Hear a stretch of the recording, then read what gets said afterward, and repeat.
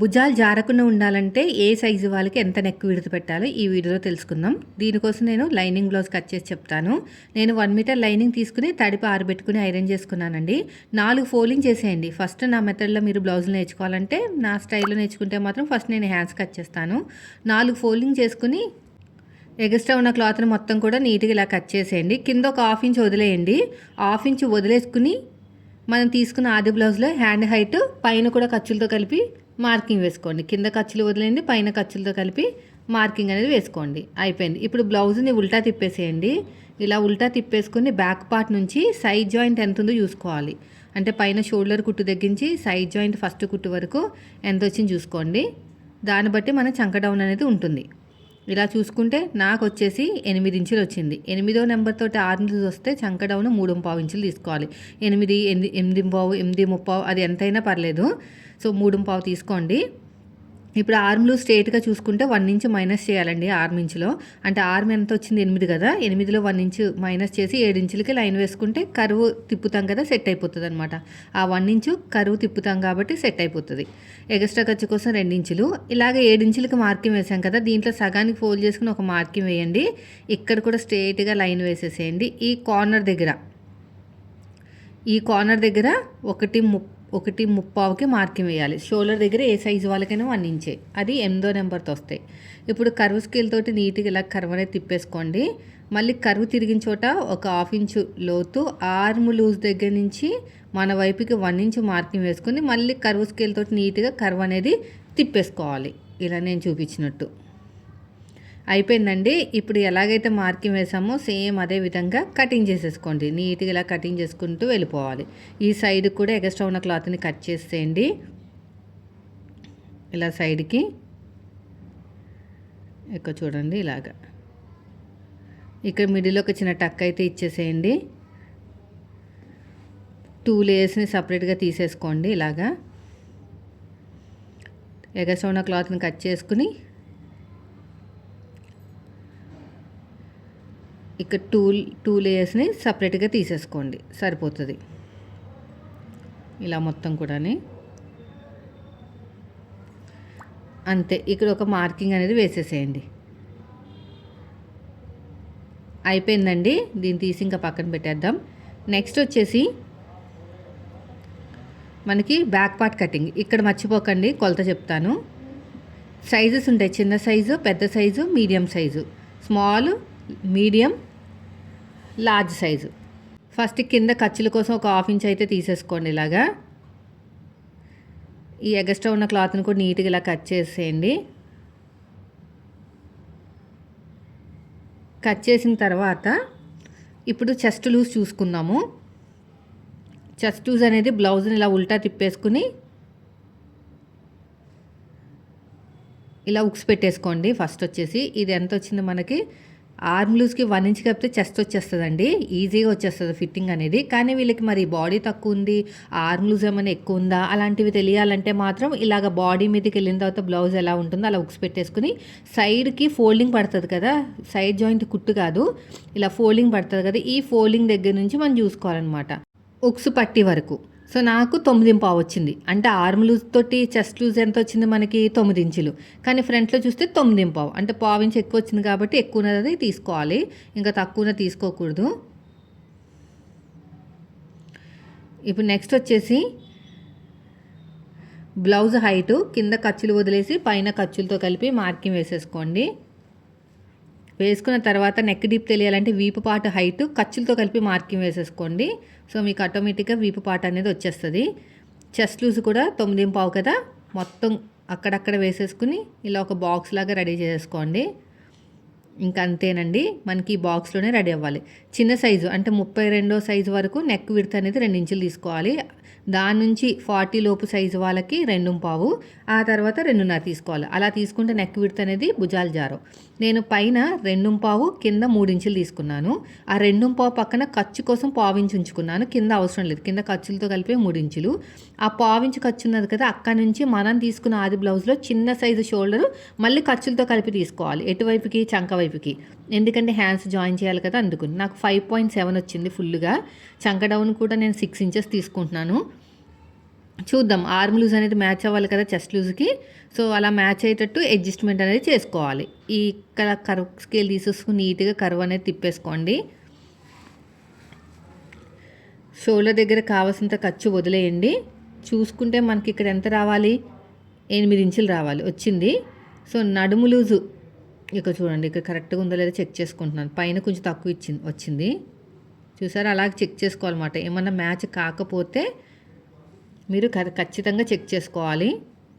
ఇలా చూసుకుంటే సరిపోతుంది. షోల్డర్ దగ్గర నాకు కొంచెం కిందకి దింపాల్సి వచ్చింది ఇలాగా. అంతేనండి. ఇప్పుడు షోల్డర్ దగ్గర ఎంతైతే ఖర్చు కావాలో అంత ఖర్చు వదిలేసుకుని ఆ లైన్ నుంచి కింద నుంచి కొలుచుకుంటే మనకి కరెక్ట్గా వచ్చేస్తుంది అనమాట. చెస్ట్ అనేది ఆర్మ్ లూజ్కి ఖచ్చితంగా మ్యాచ్ అవ్వాలి. మ్యాచ్ కాకపోతే మ్యాచ్ అయ్యేటట్టే మార్కింగ్ అనేది వేసుకోవాలి. ఇలాగా షోల్డర్ దగ్గర కావాల్సినంత ఖర్చు వదిలేసుకుని ఆ లైన్ కింద నుంచి ఇలా కొలుచుకుంటూ వెళ్ళటమే. ఎక్కడికి మ్యాచ్ అయిందో అక్కడికి ఇలా నీట్గా. అంతేనండి, ఇంకా మంచిగా వచ్చేసింది మనకి. అక్కడ చూసారు 3 గీతలు ఎందుకు వచ్చినాయంటే దింపుకుంటూ వెళ్ళామన్నమాట. ఇప్పుడు నెక్స్ట్ వచ్చేసి నడుములు డాట్తో కలిపి నాకు ఎంత వచ్చింది, 9.5 చెస్ట్కి వచ్చినంత వచ్చింది. సగానికి ఫోల్డ్ చేసుకుని ఒక మార్కింగ్ వేసుకున్నాను. అటు ఒక 1/2 ఇంచు ఇటు ఒక 1/2 ఇంచు హైట్ వచ్చేసి ఒక 4 ఇంచులు తీసుకున్నానండి. ఇప్పుడు మనం ఎలాగైతే మార్కింగ్ వేసుకున్నామో సేమ్ అదే విధంగా కటింగ్ చేసుకుంటూ వెళ్ళిపోవాలి. వీడియో నచ్చితే మాత్రం ఖచ్చితంగా లైక్ చేయండి ఫ్రెండ్స్. మీరు మన ఛానల్ ఫస్ట్ టైం చూస్తే సబ్స్క్రైబ్ చేయండి. ఇది అయిపోయిన తర్వాత ఇప్పుడు మార్కింగ్ చేసినట్టే మనం కటింగ్ అనేది చేసేసుకోవాలి. సేమ్ ఎలాగైతే మార్కింగ్ చేసామో అలాగా ఇలా నీట్గా మార్కింగ్ చేసుకుంటూ వెళ్ళిపోవటమే. ఇక్కడ కూడా అంతేనండి. ఇదంతా కటింగ్ చేసిన తర్వాత బ్యాక్ పార్ట్ కటింగ్ అయితే చేసేద్దాం.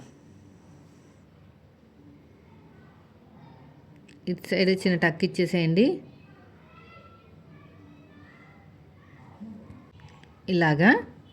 ఇలా మార్కింగ్ వేసుకున్నది కటింగ్ చేసేసుకున్న తర్వాత ఇది ఫ్రంట్ హుక్స్ కాబట్టి కోరాస్ మన వైపుకు ఉండాలండి. కోరాస్ మన వైపు పెట్టేసుకుని ఇలా క్రాస్గా పెట్టేసుకోండి. ఇలా క్రాస్గా పెట్టేసుకుని మొత్తం కూడా నీట్గా మార్కింగ్ అనేది వేసేసుకోండి. ఇలా అందరికి అంతా కూడా మార్కింగ్ వేసేసుకోవాలి. ఈ సైడ్ కూడా అంతే. ఈ సైడ్ కూడా మొత్తం నీట్గా మార్కింగ్ అనేది వేసేసుకోండి. హైట్ దగ్గర ప్రతి చోట మార్కింగ్ అనేది వేసేసుకోవాలి. ఇది తీసి ఇంకా పక్కన పెట్టేద్దాము. ఇక్కడ చంక లోతు కూడా తీసేసుకోండి, ఒక 1/2 ఇంచు లోతు అనేది. షోల్డర్ దగ్గర కావాల్సినంత ఖర్చు వదిలేయండి. వదిలేసిన తర్వాత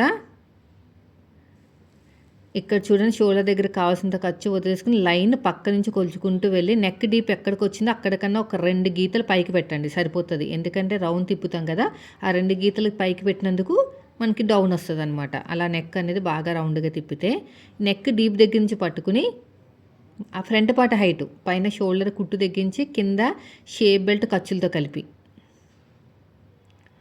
పైన షోల్డర్ దగ్గర కావాల్సినంత ఖర్చు వదిలేసుకుని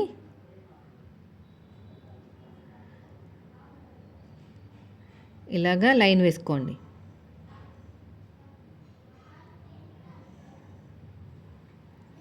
నెక్ డీప్ దగ్గర నుంచి పట్టుకుని కింద నుంచి 2 హుక్స్కి మార్కింగ్ వేసుకోండి. మన వైపు నుంచి 2.5, డాట్కి మధ్య గ్యాప్ 1 ఇంచు. డాట్ హైట్ కూడా ఖర్చులతో కలిపి మార్కింగ్ వేసుకోండి.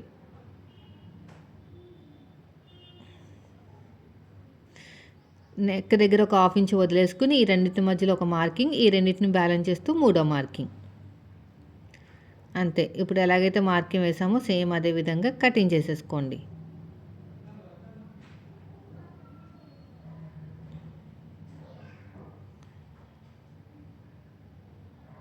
ఇలా నీట్ కటింగ్ చేసుకోండి.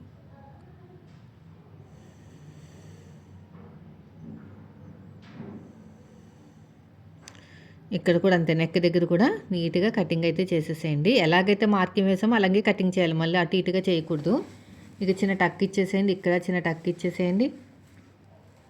ఇక్కడ కూడా చిన్న టక్ ఇచ్చేసుకుని ఇదే మార్కింగ్ అడుగు భాగంలో చేసేసుకోండి. ఇలాగా సరిపోతుంది. ఇప్పుడు నెక్స్ట్ వచ్చేసి బ్యాక్ పార్ట్ మీద ఫ్రంట్ పార్ట్ పెట్టేసుకోండి. ఒక 1/2 ఇంచ్ టేపుని పైకి వదిలేయండి.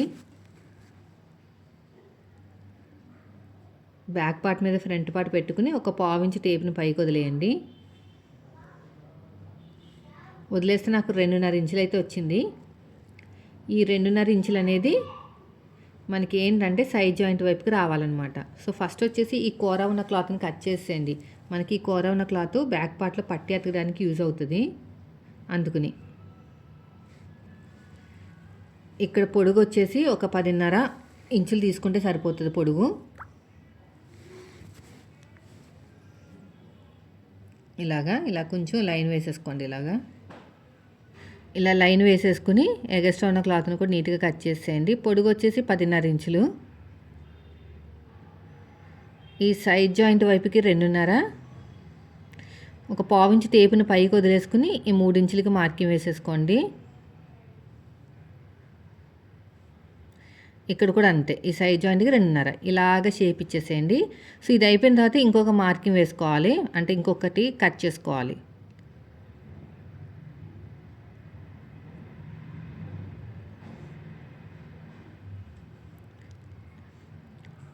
ఇక్కడ కూడా అంతే, ఇలా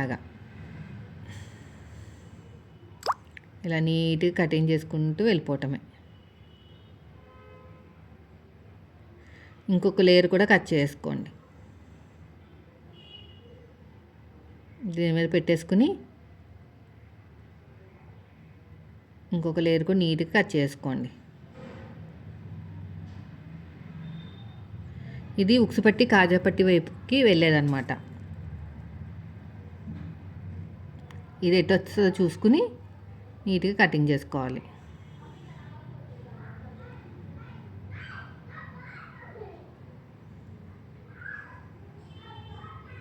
ఇటు సైడ్ కూడా అంతే.